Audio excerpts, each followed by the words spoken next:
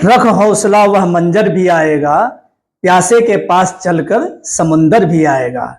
जय हिंद साथियों, मैं रविंद्र कुमार आपका अमर विजन क्लासेस में तहे दिल से स्वागत करता हूं। आज हम आप लोगों को वह इंपॉर्टेंट टॉपिक लेकर के आपके सामने आए हैं जो हर प्रतियोगी परीक्षाओं में यहां से क्वेश्चन बहुत इंपॉर्टेंट, बहुत पूछे ही जाते हैं। शास्त्रीय भाषाओं के बारे में आप सभी ने सुना होगा, जाना भी होगा, पढ़ा भी होगा। तो शास्त्रीय भाषाओं का दर्जा जो दिया गया है, पहले 6 भाषाओं को दर्जा दिया गया था शास्त्रीय भाषाओं को, बाद में फिर 5 भाषाओं को 2024 में फिर 5 भाषाओं को शास्त्रीय दर्जा दिया गया। तो उनका एक शॉर्ट ट्रिक में हम आपको आज समझाने वाले हैं, जो कि आप 5 मिनट में इसको एकदम अच्छे से याद हो जाएगा आप सभी को। तो आपके सामने पहले जो 6 भाषाओं को शास्त्रीय भाषाओं का दर्जा दिया गया था वो ये है कि एक ट्रिक आपके सामने लिख रहे हैं, इसको सभी लोग अपनी कॉपी पर अच्छे से नोट कर लीजिए और 1-2 बार इसका रिवीजन कर लेना, आसानी से याद हो जाएगा। तस्ते कम उड़, ये हमारी ट्रिक है। ये पहले जो 6 भाषाओं को शास्त्रीय दर्जा दिया गया था वो है। तो अब इसमें आपको ये भी बता देंगे कि कौन सी भाषा किस सन में जोड़ी गई है। ये सारा पूरा इसी ट्रिक में हम आपको पूरा समझाते हुए चल रहे हैं, ठीक। तस्ते कम उड़, इतना आपको याद करना है, तस्ते कम उड़, ये हमारी ट्रिक हो गई। अब इसको इस तरीके से नोट करिए, ता को अलग लिखिए, फिर त, स, फिर ते, तस्ते ये हो गया। फिर आ जाइए कम, का और मा, ठीक। अब उड़ को आपको एक साथ में लिखना है, ये बहुत ध्यान रखने वाली बात है। उड़, अब ता से आपको याद करा रहे हैं तमिल। तमिल भाषा सभी लोग जानते हैं, आप सभी को याद भी होगा कि जो आपकी 8वीं अनुसूची में ये तमिल भाषा भी है, उसी में जो 22 भाषाएं हैं ना 8वीं अनुसूची में, ये है उसमें। फिर संस्कृत, संस्कृत, फिर ते से तेलुगु, तेलुगु भाषा। बराबर हमारे साथ नोट करते चलिए आप लोग। का से कन्नड़ भाषा, कौन सी? कन्नड़। मा से मलयालम, मलयालम, मलयालम भाषा, ठीक। उड़ से उड़िया, उड़िया भाषा, ठीक। अब तमिल भाषा को शास्त्रीय भाषाओं का दर्जा में कब मिला है इसका? वो मिला है 2004 में। अभी पूरा आपको याद करा देते हैं, 5 मिनट के अंदर पूरी भाषा याद हो जाएंगी। संस्कृत को 2005 में शास्त्रीय भाषाओं का दर्जा दिया गया है। तेलुगु को 2008 में, तेलुगु को 2008 में, ठीक। कन्नड़ को भी 2008 में, मलयालम को 2013 में, मलयालम भाषा को 2013 में शास्त्रीय भाषा का दर्जा दिया गया है, और उड़िया भाषा को 2014 में। अब ये कितनी भाषाएं हो गई? 1, 2, 3, 4, 5 और ये 6 भाषाएं आपकी हो गई।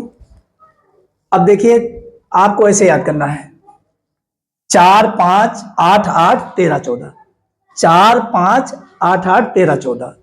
तो 2004, 2005, 2008, 2000, फिर 8, 2013 और 14, ठीक। अब इधर तस्ते कम उड़, तमिल, संस्कृत, तेलुगु, कन्नड़ और मलयालम और उड़िया, इस तरीके से हमारी ये 6 भाषाएं हो गई, ठीक। यहां लिख देते हैं शास्त्रीय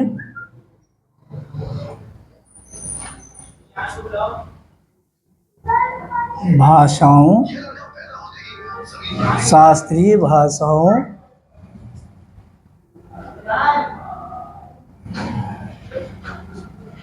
का दर्जा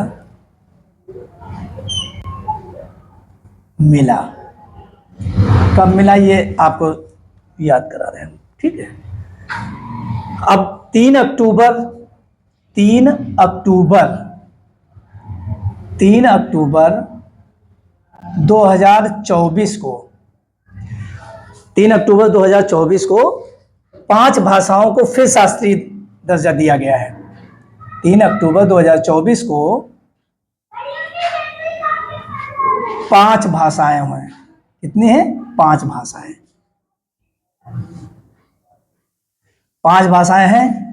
इनको भी जो है